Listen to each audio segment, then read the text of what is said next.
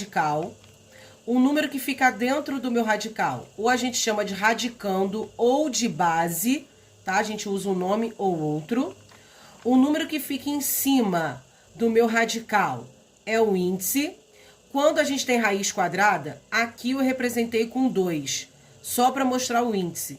Mas quando eu tenho uma raiz quadrada, não vai aparecer número nenhum aqui.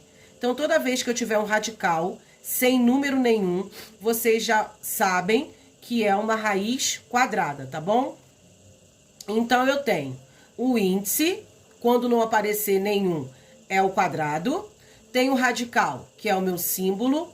Tenho o meu radicando, que é o número que está aqui dentro, que a gente chama de radicando ou de base. E a minha resposta é a minha raiz quadrada. Bem, então vamos lá. O que é raiz quadrada? Como eu já falei quando eu comecei o vídeo, raiz quadrada ela é oposta à potenciação. Então, aqui eu tenho raiz quadrada de 16 dá 4. Por que raiz quadrada de 16 dá 4? Porque 4 ao quadrado dá 16. Então, 4 vezes 4 dá 16, por isso que raiz quadrada de 16 dá 4. A mesma coisa aqui, ó, raiz quadrada de 25. Raiz quadrada de 25 dá 5, porque 5 ao quadrado dá 25. Então, isso acontece com qualquer número, tá bom? Por exemplo, 2 vezes 2 dá 4. Logo, raiz quadrada de 4 dá 2.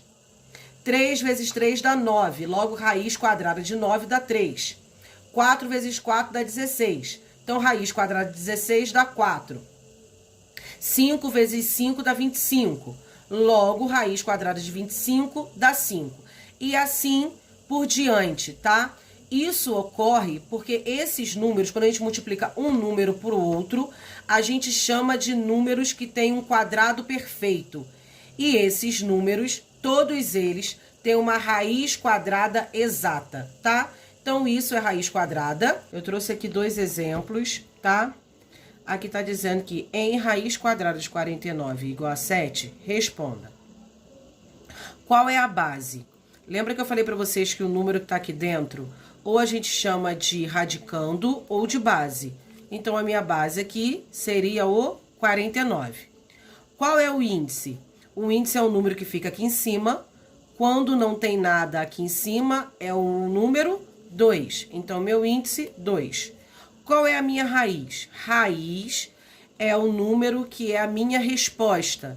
Então, aqui no caso, a raiz quadrada de 49 seria o número 7. Então, esse é o número 1. O número 2 está. Determine a raiz quadrada desses números aqui. Então, raiz quadrada de 9. Como que a gente descobre a raiz quadrada de 9? Eu tenho que descobrir qual é o número que vezes ele mesmo vai dar 9.